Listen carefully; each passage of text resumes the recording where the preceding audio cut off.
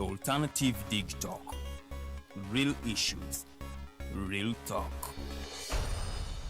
At first, we hit your gadgets with our state-of-the-art digitalized mobile studio with the debate on the road behind the wheels. Later, we launched our magnificent studios located on Plot 1A, Sewagudde Close, Lukulinanganda, Machindye, Kampala, where we bring to you our must-watch shows like The Mighty Drive, Monday to Friday, 8 a.m., Hotline, Mondays, 7 p.m. As for legal matters, Twins at Bar, Tuesdays, 11 a.m. Wednesdays, 6 p.m. is Afro-Caribbean Link, where we connect Africa with the Caribbean. Voltage on Thursdays, 7 p.m., featuring a youthful panel. Interface with Dr. Kiza Besije every Friday, 12 p.m. with his call to action against injustices. Snap Talk, Saturdays, 6 p.m. with the trio. A must-watch, The Political Dice, Sundays, 8 p.m. with the duo that never stammers, and so much more. Watch us live on all our social media platforms. We are the Alternative Digitalk. Real issues, real talk.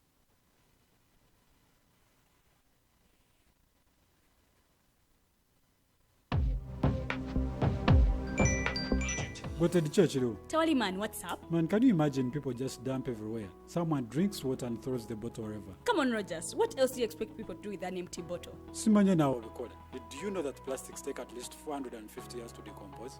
What? That's a long time. Exactly. Because plastics are made out of a lightweight and flexible material that doesn't decompose easily.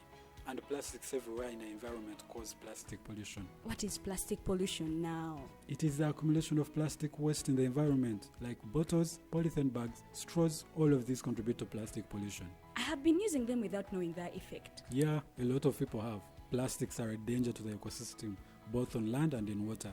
So how can we overcome this problem? Is there something we can do? Oh yes, we can reduce by minimizing the use of plastics, reuse by repurposing them, or recycle by collecting and processing them into new products. Everyone wants to change the world, but no one wants to change themselves for the world. How about we change our habits for the world? And it starts with me and you. This message is brought to you by Alternative Digitalk.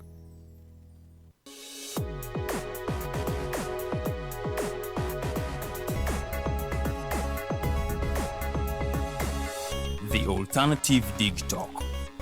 Real issues, real talk.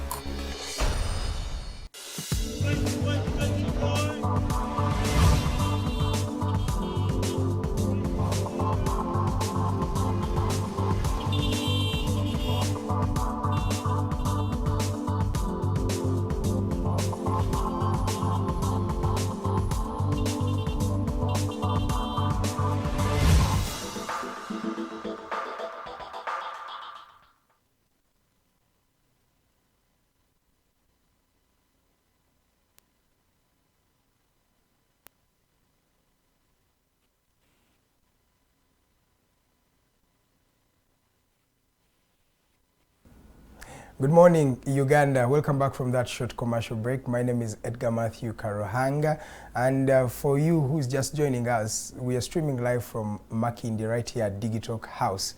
And today I've been honored and privileged to be joined by the PRO for the Uganda Forestry Authority, Miss Juliet Mubi. Now we're going to be having a conversation about the state of forests in the country. As we speak, a lot of things are happening in that particular realm, and of course the most important conversation that we are having today is a conversation of climate change. And of course the forestry and the climate change, all of them walk hand in hand. So everything you need to know about the Uganda Forestry Authority, their work, any question that you have, feel free to drop it. I saw a couple of comments, I'll be reading them subsequently, but remember we are at the Alternative Uganda. That is on Facebook at the Alternative Uganda, but also on YouTube. We also have Digitalk TV still on Facebook and on YouTube, and we are streaming live on either platforms. So if one is not working very well for you, it is okay that you join another platform. But drop all those comments through those platforms, and I'll be able to read them as we continue with the program. It's just 25 minutes past the top of the hour. We still have 1 hour and a half, so sit back and buckle yourself, because we're bringing you a lot of knowledge from the Uganda Forestry Authority. Miss Juliet, good morning. Good morning to you, Edgar. Happy to have you back. I'm happy to be here for the second time, and I'm glad that Digitalk is moving forward. and growing every day, and the fact that they like forest and environment generally. Thank you. Do you know people feel like those topics are boring? Have you faced such? Because every time you bring such conversations, like, why don't people feel the value in this? That is very true. Nayenga abantu beerabira buli lunaku, we live with the environment. Actually, the environment. When there are floods in Kampala, people forget that this is environment. Kasana bwekaaka nnyo bwe bajjukira nti eno environment. But to many it's a boring topic. Yeah. And yet it's a topic that should be at the minds of everyone now.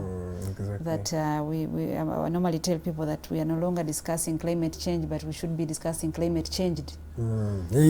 Yes. Kubanga ye nkyukakyuka y'obudde weeri ate nga tugirabyeko tugiwulira abantu saawa zino. Abalimi ffenze ndi mulimi ate nga ndi mulunzi. Enkuba weeri naye teriiwo emala.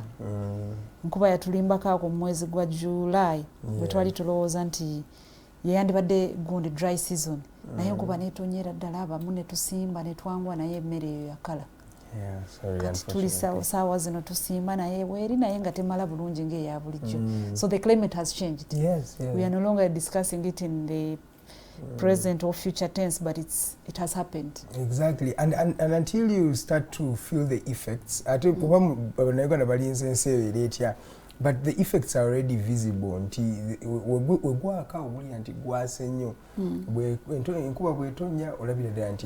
is something, it's not like it used to be in the past. That is very true. Era bw'olaba ebintu bino byonna byetoolera ku butonde bw'ensi. Buli bwe tugenda nga tusaanyaawo oba twonoona obutonde bw'ensi era kireetera enkyukakyuka mu budde. Tubadde bulungi emabega naye nga bwe tugenda si birungi. Bwetunira ne Kampala yeka gwe tuwangaliramu abasinga katugambe wano Kampala Wakiso Mukono Greater Kampala. Abaali muno mu mwaka gwa 1990 bakugamba ebifo ebisinga oyinza n'okusanga wano nga kyali kibira. Tutudde wano leero.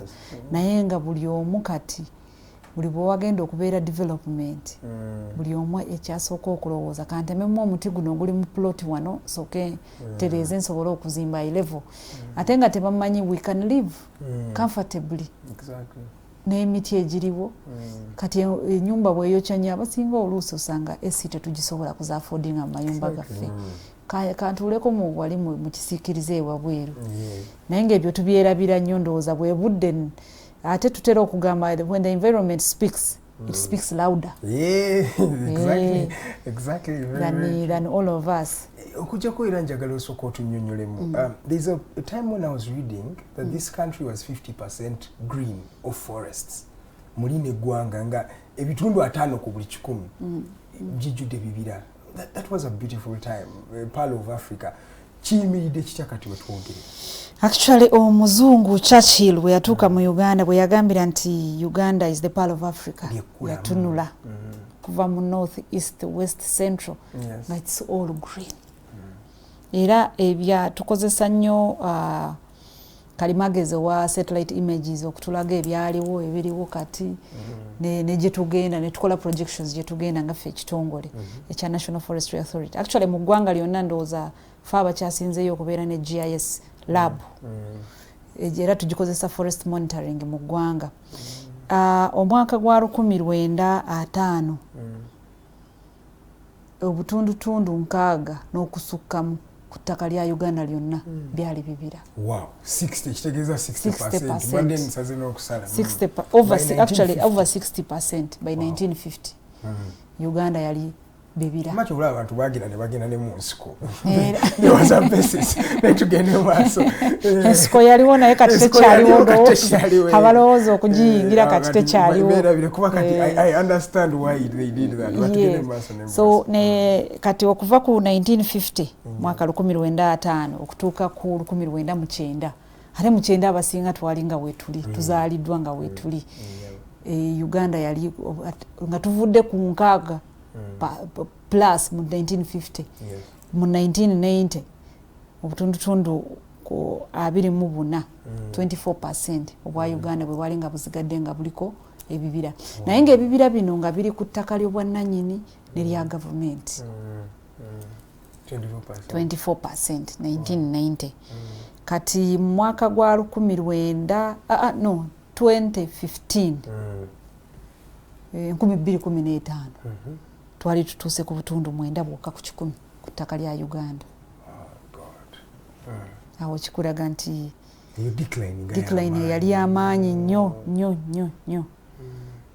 naye nga ettaka gundi eno maaso ndowooza njajje categorizinga biriwo ebisaanyizibwawo wa kubanga ffe tubibala ne tugamba ku protected areas tuyita protected areas mwe muli ebira bya gavumenti ebya Central Forest Reserves byetulabirira ffe nga NFA ate waliwo ebibira bya Uganda ebiri under National Parks and Wildlife Reserves and Game Parks ebirabirirwa Uganda Wildlife Authority waliwo ze tuyita local forest reserves ezo nazo za government ntonotono naye ziri under district local governments kati waliwo n'ebyo ebiri ku ttaka ly'obwannannyini ery'omuntu oba gwe oba nze mataka gaffe gye tuwangalira ate waliwo n'ebirala ebiri bye tuyita community forest osanga ttaka nkambe lya muzikiti oba lya church oba lya ddwaliro oba lya ssomero ezo ze tuyita community forest.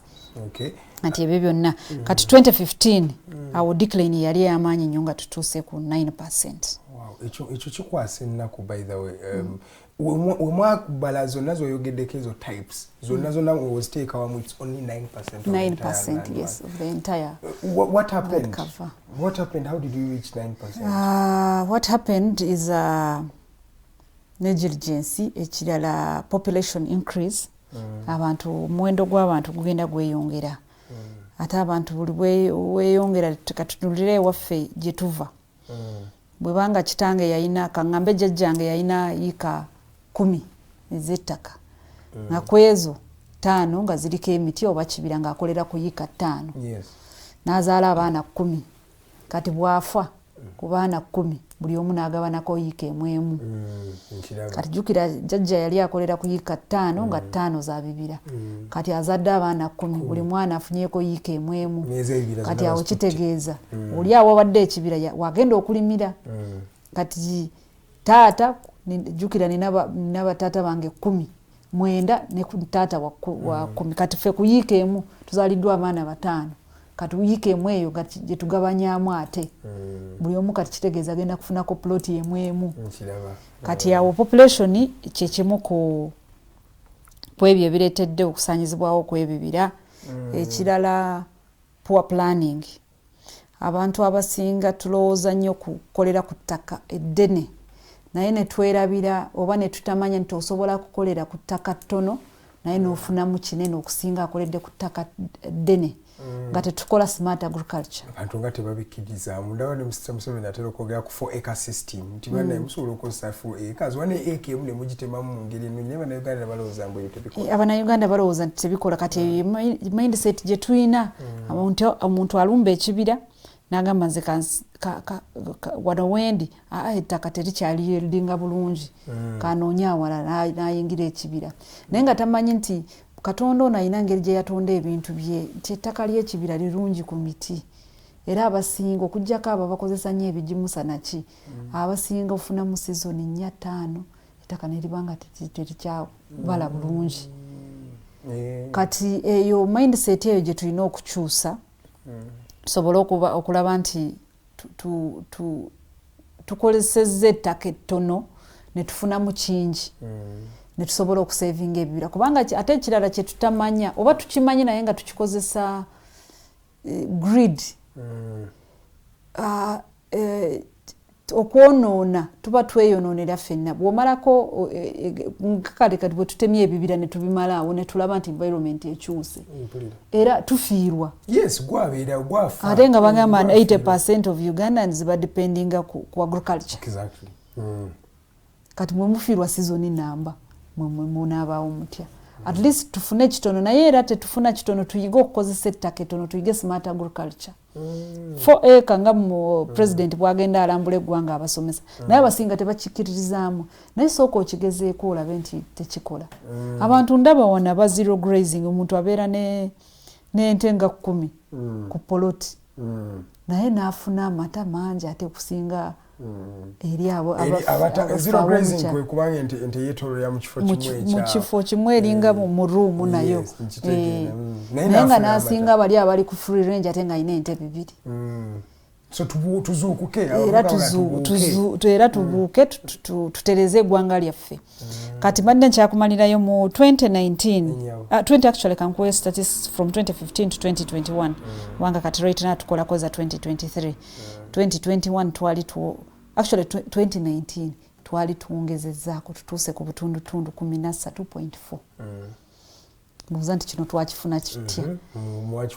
Obutundutundu buna mwabwongerako mutya? Twabwongerako kati ffe twalaba nti ekizibu weekiri ate nga kirina okubeera address. Bwe kitabeera addressed, eno pressure evudde ku ttaka ly'obwannannyini oba n'abantu bajja kuyingira ekibira era baali batandise nnyo okuyingira ekibira era ne kati bakyabiyingira.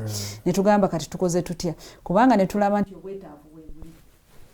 Abantu baagala enku. Ekirala nakugambyeko population increase.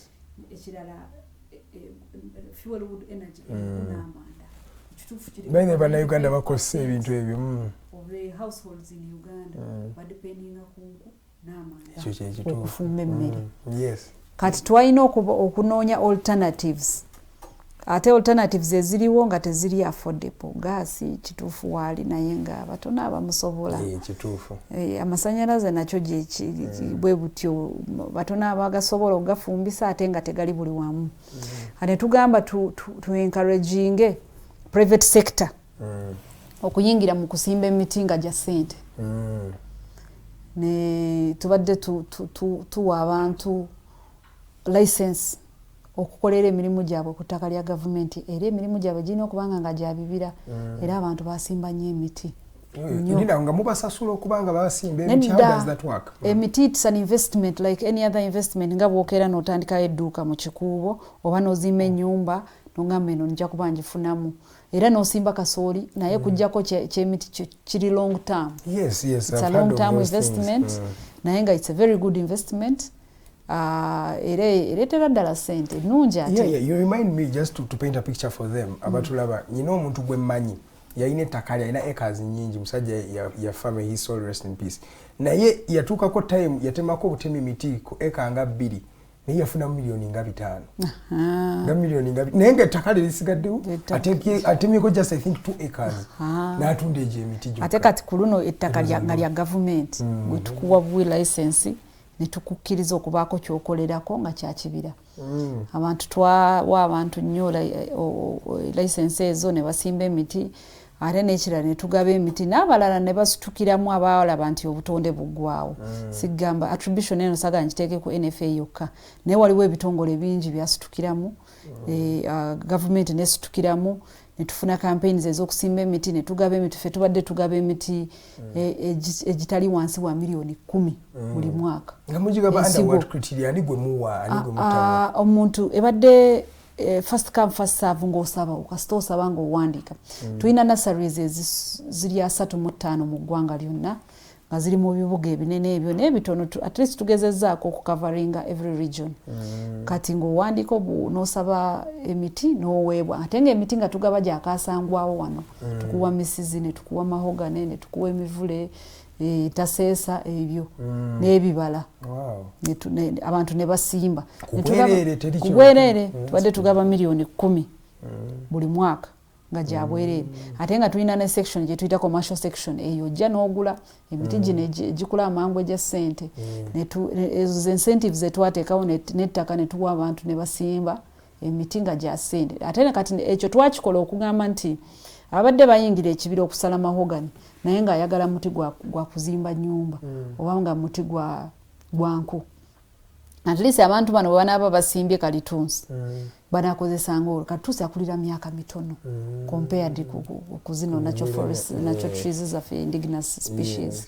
Kati ekyo ne tulaba nti nga kikendezezzaako consumption ey'emiti gino egyaffe egyakasangwawo ate nekituyamba n'okuincreasinga forest cover ne tutuuka ku 13.4% in 2019 naye bwe twali ne tu-increasinga 13 to 13. naye omukyala gwegenda ku fact checking wano checking ebyo yes it is very true ebino ebintu bisangibwa ne ku Google Earth waliwo maps zino satellite kirungi singa tubadde ffe abazimanaginga ffe katwa these are international satellite company naye ng'era kati mu 2019 ne tudda ku 2021 era ne tuddamu ne tusala katundutundu kamu kati wenjogerera tuli ku 12%. Yadde kati ate 2021 statistics kati saawa zino tukolako 2023 every after 2 years bwe tukola assessment eyo kubanga omuti guno bw'oguteeka mu ttaka olwawo nnyo okuva ayo nti ebifaananyi biri ebyomu bbanga satellite okulaba emiti gino gikuze kati at least ku 2 years awo tukolera assessment yaffe. Wow, impact eno mukoze y'amaanyi naye mubeesinze mu regions ky'okubiteekako emphasis wate ebintu mubadde temubiconsider. Tukola ggwanga lyonna tutunulira buli actually tulina statistics buli district tusobola ozikuwa tutunulira buli ggwanga ate tetukoma kutunula kwokka ne tutunula ne tukola ne classifications eza natural forest tuinako mmeka plantations ze tuyita broad lived tuinako emmeka hectares kiki ekyeyongedde kiki ekikendedde era kati tugambe nti worst hit district eriwa mu forest cover ebyo byonna statistics tuzikola. Okay, osobola okutupaintingako ku ntonoko kubanga saka kuteeka ku sport okutuwa statistics zonna naye osobola okutupaintinga n'ogamba natural ziri bwe ziti wetwogerera oba no estimating plantation ziri bwe ziti how is it looking like right now? Kyesobola okuwa ekifaananyi kusaawa zino ye ettaka lya gavumenti lyo liri litya ate ettaka ly'obwannannyini lyo liri litya erya community kati kankuze wali ku 1990 wengambye nti twalina 24% of forest cover in the country kati zaali mu gundi eyo mu bunene bwazo zaali 4.9 million hectares of land that was forested kati ekyo kwezo nga gavumenti eyinako 1.9 million hectares of land ezo ziri under UWA ne NFA kati 3 million zaali ku ttaka ly'obwannannyini kati wetwogerera saawa zino gavumenti tulinako 1.6 twafiirwako emitwalo 3 egy'ebibira naye wali ewe twalina 3 million hectares kati tulinako ndowooza ng'emitwalo 5 kati awo tugenze tufiirwa nnyo ettaka ate nga ne bw'oba comparinga natural forest ne plantations natural forest zikyali nnyingiko mu bunene okusinga plantations naye plantations zigenze zivaayo kati ngaffe nga NFA tumanaginga 506 forest reserves central forest reserves in the country obunene bwazo zenkanankana 1.2 million hectares at 1.26 million hectares million yemu emitwalo 26 n'obugwamu awo bwa hectares kati kwezo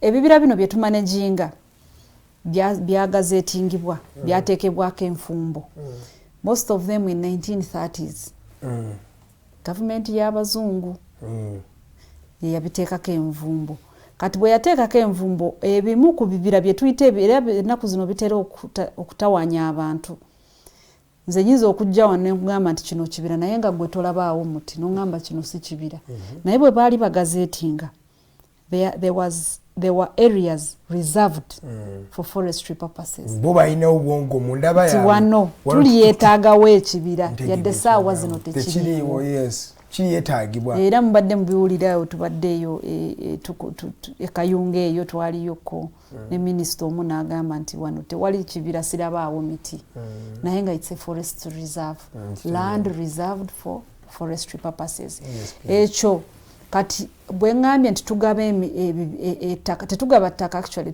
tuwa abantu okukolerako emirimu gago gegamu ku mataka ago netusanga kati oyinza okusanga nakasongola bw'oba ogenzeeko nakasongola ogimanyi si nsi eri awo nti yabibira nnyo naye ng'ettaka weeriri kati awo wetuwa abantu tetugamba kati wano musimbewo emiti kati ye interest abagenda gifuna ati emiti gino agenda gifuna mu kusente ze emiti agenda gifuna nga bwe ngambye no business is purely business. So you give him land and that is his tukuwa tukukiriza okusimba emiti ku ttaka lya gavumenti. Emiti gijjo ettaka lisigala nga lya gavumenti.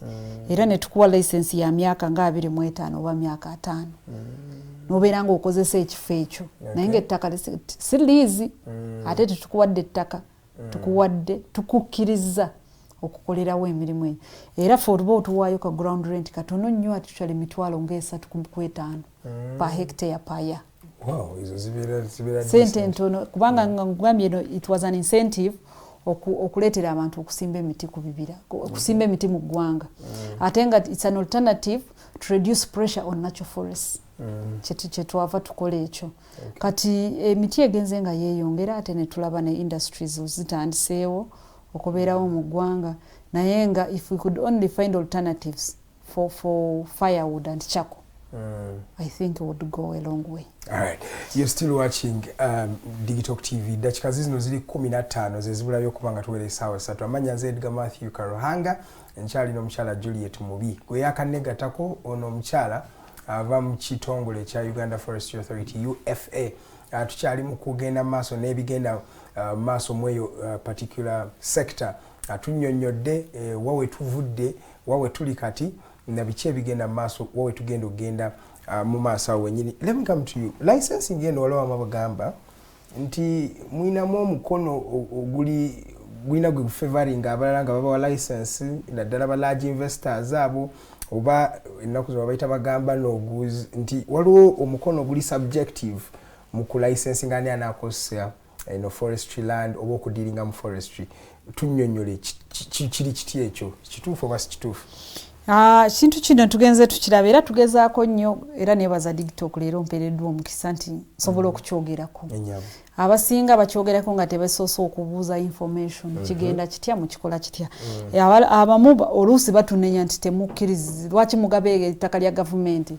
Nga bwe ndowooza nkatiriza nnyo nti tetugaba ttaka wabula tukkiriza okukolerako emirimu egy'ebibira. Kintu kino kiviira ddala mu kiragiro kyaffe ekitufuga nga National Forestry Authority cha National Forestry and Tree Planting Act of 2003 section 41 tukkiriza era netugaidinga tutya bwe tusobola okugaba licenses mu Bibira. Actually licenses tetugaba za kusimba miti gyokka. Tugaba licenses endala nga ecotourism, abantu okukoleramu ebyobulambuzi mu Bibira. Tugaba licenses ezokusala emiti kye tuyita regulated harvesting. Emiti najyo gina life span. Bw'otagisala oyinza okufiirwa. Naye tugenda naye nga kino tuluddewo nga tetukikola tumaze like 2010, that's when we last gave the license to harvest in natural forests. But omuntu it is a forestry practice. Waliwo oyinza okuyingira ebudongo nosanga waliwo emiti egikuze nnyo nga bw'otagisala era ojja gifiirwa. Kati ekyo nakyo tubadde tukikola. Tugaba license waliwo ebintu ebingi ebikkirizibwa okukolera mu kibira. Obudde obuvuddewo awo waliwo license, waliwo areas endala nga like cattle corridors. Abantu ate bano baba ba neighbors baffe bafuna nnyo ebizibu during dry seasons nga tebasobola ng'ente zaabwe zifa. Naye oluusi tubawa license 6 months ne bayingira ng'ettaka si lya kibira nnyo nga bwe nkugambye bino tubadde tubikola mu bifo nga Rakai nga Gomba nga Nakasongola ne tubawa license ne bakola ne ba surviving life for 3-6 months ne bavaayo nga batwalayo ensolo zaabwe na buli kimu grazing day and things like that. Ne bavaayo licenses tugaba licenses eza research. Tugaba licenses eza filming. Era Digital bw'eryagala ogenda mabira nga tubawa license ne mugenda ne filming ile mabira. So licenses za bintu bingi naye ng'ey'emiti n'ebirala byonna bino bye ecotourism we advertise. It is competitive.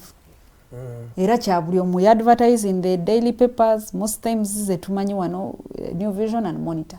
Nemuteekamu ne mugamba abaagala. Tuteekamu ne tugamba abaagala mulage interest Tuina hectares bweziti mu kibira ky'Eggundi ky'Ezombo, tuina hectares bweziti mu kibira Mount K kiri Kangambe, Mount K eri Koboko, tuina hectares bweziti Buhunjiro Kyenjojo, byonna ne tubiteekamu.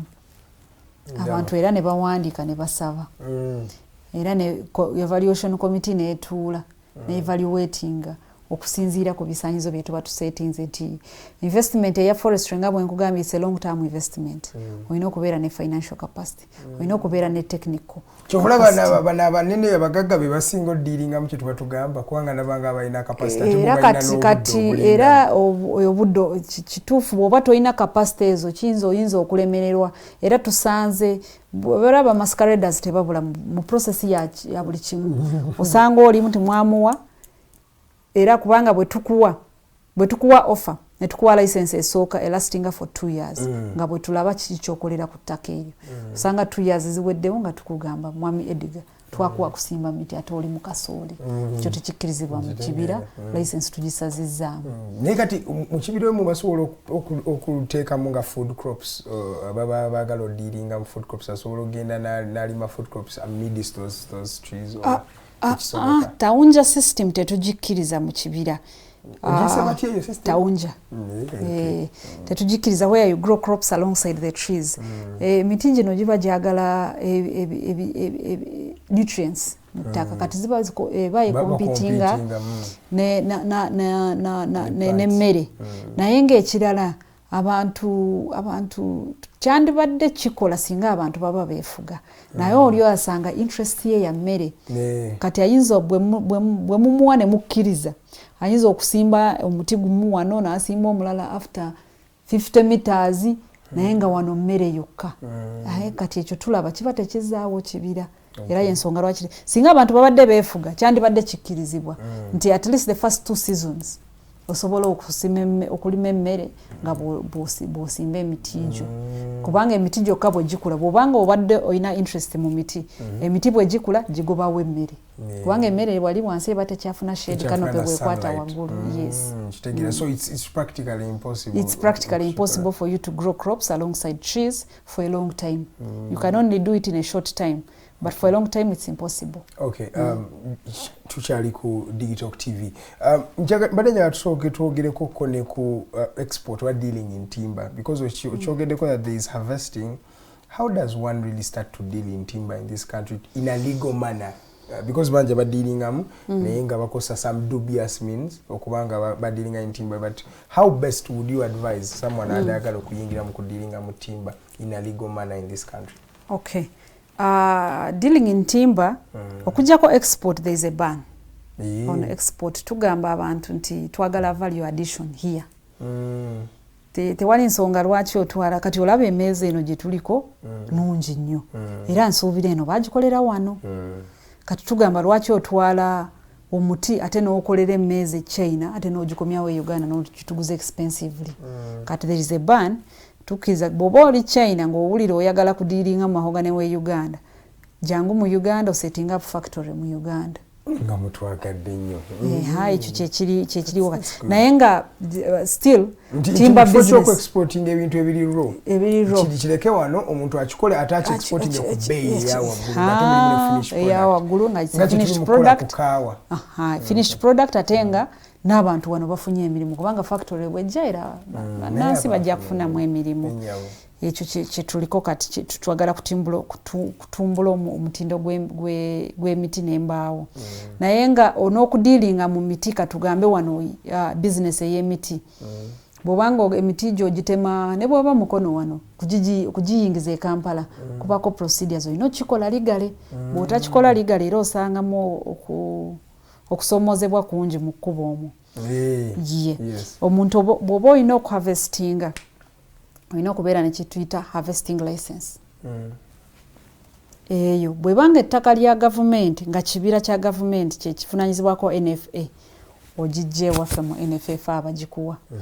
Naye kati bw'ekibanga nga ettaka liryo oba lya muntu mulala ng'oyagala okutema emiti egyo ogenda ku district waliwo the district forestry services waliwo gwe bayita DFO ya verifying anagamba nti mwami Ediga emiti gye ngimanyi eri mu Makindye Lukuli na Nganda era muwadde license agenda kutema emiti cubic meters bweziti kati olumala okugitema na verifying n'ogitema n'akuwa license waliwo kye bayita movement permit era nayo ogijja ku district ye batera okusaba abaana ba trafficking ovuga emiti n'amanda oba ebintu ye ne bakubuza movement permit era eyo nayo eva ku district of origin emiti gyo gy'ogijja oba ogijja Kampala ng'ogitwala Mityana Kampala yakuwa buli district ina district forestry services the DFO's office awo je movement permit kati bw'omala ofuna movement permit yangoleeta emiti gye Kampala bulungi nga tewali akutataganyiza mu kkubo.